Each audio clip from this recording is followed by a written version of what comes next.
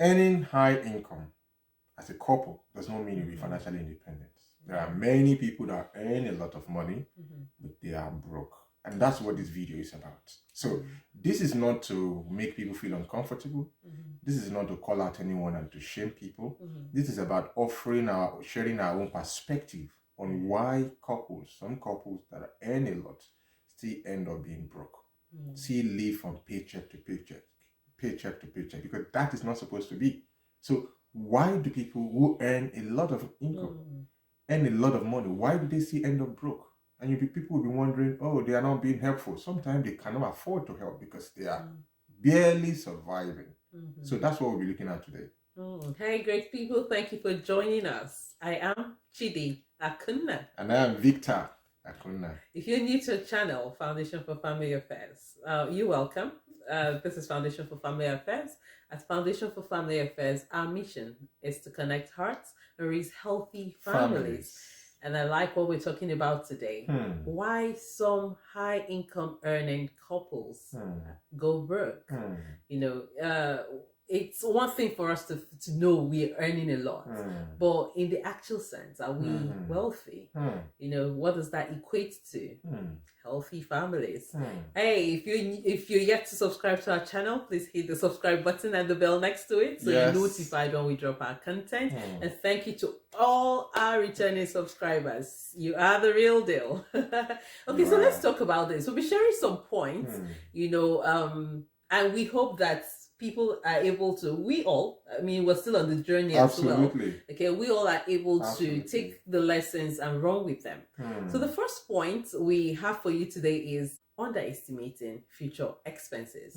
When we talk about future expenses, there are expenses like expenses during retirement, expenses like children education, because it will happen if you have children at the moment. At some point they'll go to uni. So if we underestimate what will happen at that time, also putting into consideration inflation, sometimes we don't. So if you're at that point where your children are still young, you should be, forecasting that they will go to uni at some point. How much will they be needing? I won't go far into what we were talking about down the line, but these are some examples. And sometimes when they underestimate this, or we don't even think about them. Yes, I agree with you. Sometimes we don't even think about that because the nature of the life we live right now is so fast-paced. And if you're not careful, what you'll be thinking about is everything urgent. So we don't really have time to make preparation. So sometimes it's good for you to sit back, pause, and look at the life of your parents, look at the lives of people around you and study their lives like a case study. See, what are they doing well? What can I replicate? What are they doing wrong? What can I replicate? So if you have parents, for example, who are unable to look after themselves, because though they earned a lot of money while they were much younger, but right now they are depending on you, or they are depending on the economy, they are depending on the society, or they are depending on the government for sustenance. You should know that you have to put things in place today so that you don't replicate that. All right. So that's one key thing. Another thing, that's another reality, is that the older you get, the less your capacity to earn. Your capacity to earn will drop, particularly when we talk about when you are having to, use your own personal energy to generate income. So it's your earning capacity would naturally suffer what we call diminishing returns. All right. So what that means is that you need to begin to think about how to put in place systems and processes that will generate income. So a system like real estate, system like investment in shares, system like setting up a business or buying a franchise, system that does not depend on your own fiscal energy. That is one thing you need to put into place. So because your children are going to need money for college, if you don't want to depend on the government, depending on what country you belong to, your parents, you probably have to look after your aged parents. So there will be expenses that will come up. Like she talked about inflation, there are many things that may be unforeseen. So the best thing to do is that it's not a function of how much you earn in your lifetime. It's a function of how much you are able to keep, you are able to put into work, you are able to multiply. That's what makes the difference. Oh, don't forget, we're talking about why some high income earning couples go broke. So we just shared the first example, and I love that you also provided some solutions there. Okay, so the next point we have is high living expenses. High living expenses. Don't forget that we're talking about why some high income earning couples go broke. Okay, so it's just natural sometimes when you earn a lot, you want to live life. You want to live life. And there is nothing wrong. Go ahead. Yeah, good. Yeah, and there is nothing wrong with living life. That's true. You just need to make sure that the balance sheet is balanced. That's it. So if, for example, you are earning £4,000 or $4,000, because this is for a wider audience. So you're earning $4,000 every month, and your income, your car payment, your insurance, your mortgage, everything that is going out of your account is about 4,700. It doesn't matter how much you are earning, my friend. You are in the negative. You can't run a business that way. You can't run your life that way. So if you're having high living expenses because you want to measure up with the Joneses, because you've suffered so much, now it's time to compensate yourself. Because sometimes I think that's another reason. I think us as young people, you get to that point where you feel, you've been in poverty for a while. You've been in lack for a while. Now you have a good job. You need to spoil yourself a little. Sometimes we begin to behave like we have arrived earlier than when we arrived. Sometimes we begin to behave like we have arrived earlier than when we have actually arrived. All right. So how do I define arriving? Arriving is, for us, is when the income that is coming in through passive income, active income, is like 2 or 3 times more than your monthly expenses.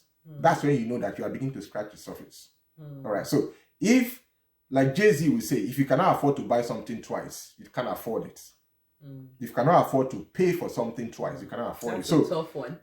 So that's a benchmark to begin to use to measure yourself. So you get to that point where your living expenses, you know you cannot afford a certain neighborhood, but because you want to put on this impression, you want to create this social media platform, social media lifestyle, you move to a bedroom or a number of 7 bedroom, 4 bedroom, 5 bedroom that you know that you barely scratch the surface.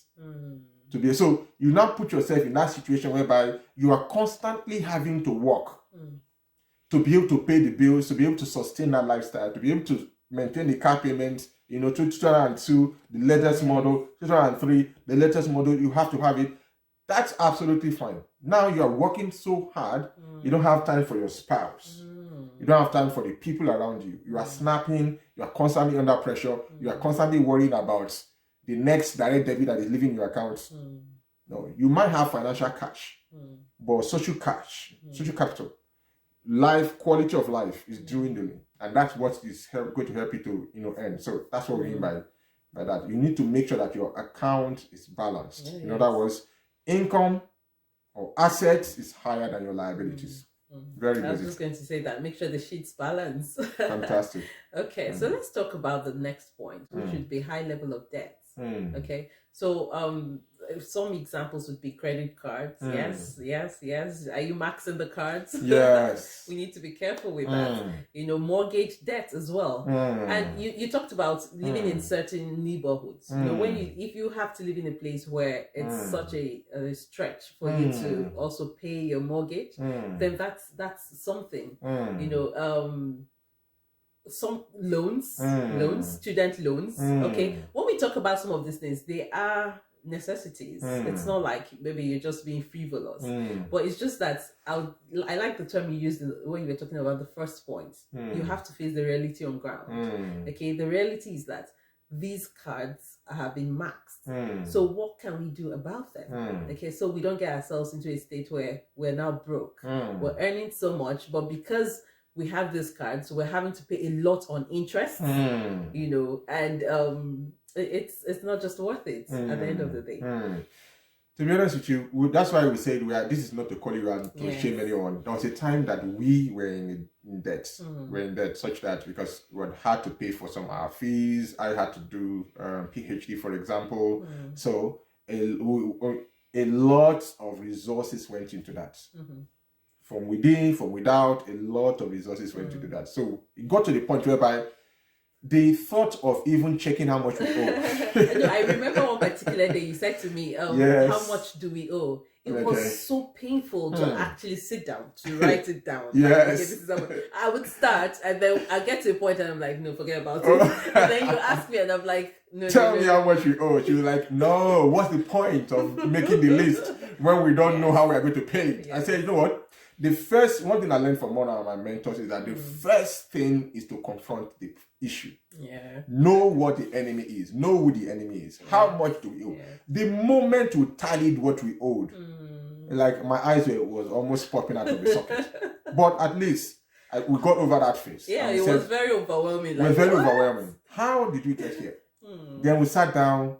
That's one thing about having a team. Having someone that when you share the vision, she'll go behind it like a ton of brick. It's one thing that I appreciate in my wife. Once we say this is what we are going to do, we set the target.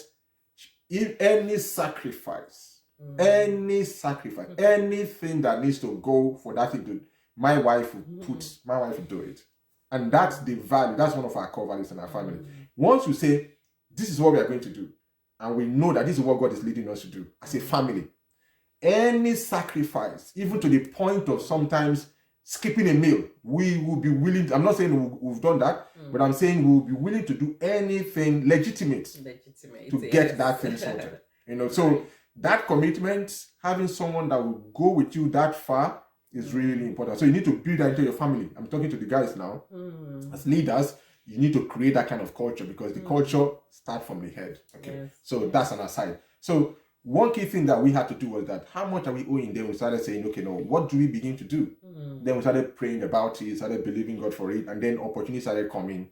I got an opportunity, my wife got an opportunity. Gradually, started clearing it. So don't allow yourself to be overwhelmed to the point that your brain shuts down. Yes. All right. So ask yourself, what can I do? What can we do? First of all, you need to know how much you're owing first before you can begin to talk about solution. If you can't get yourself out, get a financial advisor that will probably help you break it down in smaller chunks. Yeah. That's it. Yes, it's always relieving when you see the figures going down.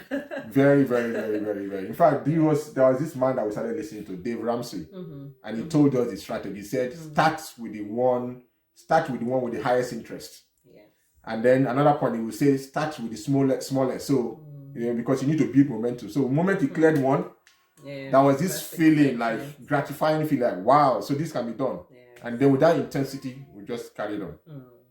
Okay, so the next point we have is lack of financial literacy. This one is very important. When we talk about financial literacy, it's just you having the knowledge, okay, but effectively using that knowledge as well. Having the knowledge, having the skills, deliberately going for them. And so I know sometimes people ask, so how can we even acquire this financial knowledge? Practically, you can read books on finance. You can listen to podcasts. Just ensure that you plug in, or like you said, get a financial advisor if that would help you. But you need that knowledge to be able to know what to do. Sometimes you find people who have to invest wrongly. It's one scare I think we had. Like, oh my goodness, when you watch some of these documentaries, and you hear about people who had so much and then they lost it. I think it was this week we were talking about it when we heard in the news about Usain Bolt losing all the millions, and I was just thinking, like, oh goodness, what happened? So financial literacy, so you're able to, even if you want to invest right. Yes. See, I like what you said, that sometimes people have the knowledge but they don't use it. Some people they like the process of learning, but implementing is where the power is, really. They say knowledge is power, but it's not actually power. It's power when you apply it and use it to change your life or the lives of people around you. So when you get this knowledge, it will make it difficult for you to be swindled. So people swindling you is largely based on your emotions or your ignorance. All right, when they've wrapped up something that doesn't make sense. Like, for example, someone is saying to you, bring this money and then bring 2 people and then you get this amount of money. But the basic concept does not say that there is a service that will be rendered in process. There is a product that will be sold. but it's just about you bringing it. You know that it's a pack of cards. It's a matter of time. It's going to crash.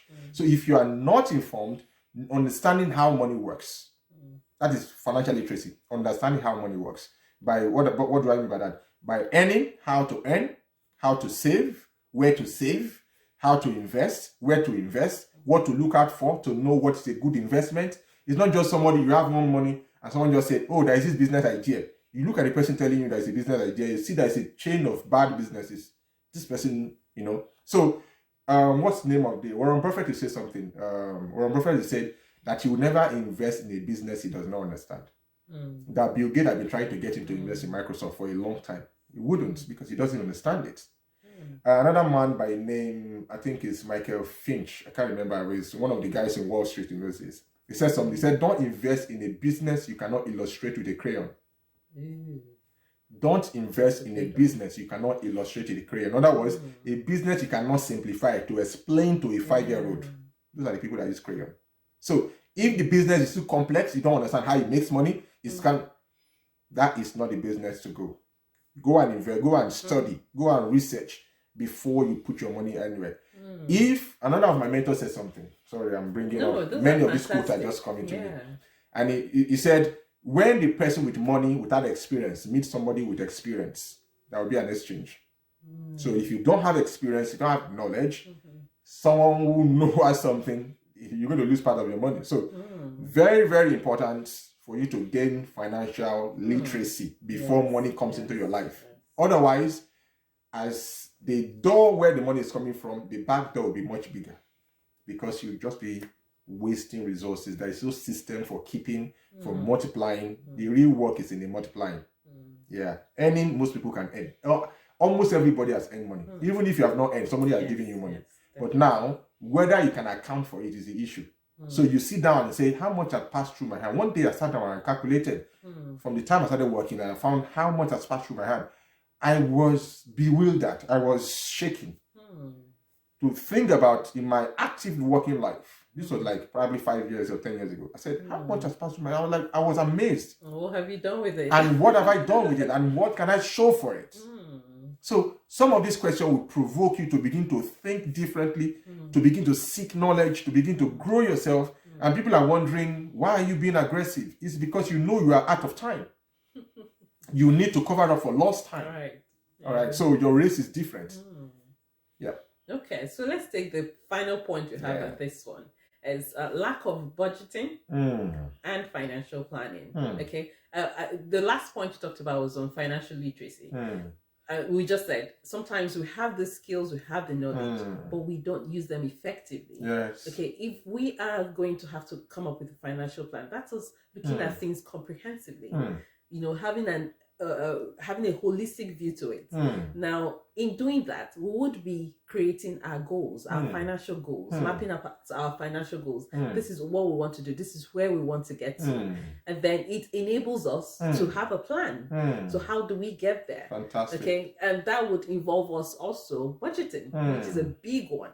Okay, having to not just make the budget and not live by it, but having to live by that budget. Because sometimes we have it on paper, but in practice, we sometimes flex. And we're like, oh, you make the excuses. But when we get to that point where we're really diligent, then I think we'll be up to something on our way to achieving those goals. Brilliant. Yes. I just want to add a few thoughts to the budget because one key thing about budget is that you need to also have people that will implement it. So how do we implement it in our own family? We have checks. So I can't buy some certain things. I can't buy most things really without telling my wife. I can't just go and buy without, she needs to know why, because we'll find out that really helps. So sometimes I may be in a situation where I may just find something that's a good deal, or she may find something that's a good deal and she wants to pay for it. And let me just check. And just a conversation will just snap you out of that emotional high. Sometimes it's like, do we really need it? I'm telling you, that emotional high that you were feeling that moment, just a conversation, you just say, are you really sure you need this? Will just make you, there is this emotional high that makes you, these days is very, particularly if you live in the Western world, the card, most of us don't carry cash anymore. You just transfers or just swipe your card. So transfers, velocity of money is much faster. Money to which, the rate at which money changes hands. So you need people who will be in your corner to you. Do you really need this to check that emotional high that is making you just spend erratically. So you have to, that's how we do it, and it has been helping us. Is it convenient? It's not always convenient, but is it beneficial? Way beneficial. We can't get this off for anything. Yeah. So, and it helps our marriage in other ways, because once you are transparent with each other on issue of finance, it sorts out a lot of other issues. Yeah, you don't want to have see your spouse spending something and they are hiding it. It creates a certain level of trust issues that will impact other areas, not just about the money. So that's one thing that it does for us. So the issue of planning for us, we said, how much do we want to earn this year? And we started having that target. So we found out that when we don't have a plan, that is, you won't even realize or recognize opportunities that God is bringing your way, because you are so busy with things that are completely waste of time. But by the time you have a target that this is how much we want to earn this year, and you now begin to, that's when your brain will begin to look for the question. Your brain will begin to try to answer is how. Yes. And because you are in that mindset of how, you begin to recognize the opportunity that is right in front of you. I think it was Henry Ford that said most people don't recognize opportunities because it comes in work clothes. It comes as problems. All right? So it comes as problems. Most people. And so the moment you created that plan, that you had a goal, created that plan, what you do? There were some things I started doing. There's some kind of prayer I started praying. That the way I started positioning myself, that some opportunities started coming. There's a mindset. There are pictures around the house that I started creating just to put myself in that mindset. That then opportunities started opening up in some places that I started putting, and it's amazing how these things work. So he who fails to plan, or the couple that fails to plan, they're planning to fail financially. It's still true. Yes. Let's get diligent. We can do it. Okay, we can do it. So if you're yet to subscribe to our YouTube channel, of course, I have to invite you again. Please hit the subscribe button and the bell next to it. And then if you have points you think that it would have been nice if we talked about this, we'll be happy to hear from you. Sometimes you have people texting us. We have people coming to our DM. We'll be so grateful if you could drop the comments here as well. At least for the benefit of those who watch Absolutely. it. So, yes. All right. So we'll come back and we'll see you on the next one. Bye.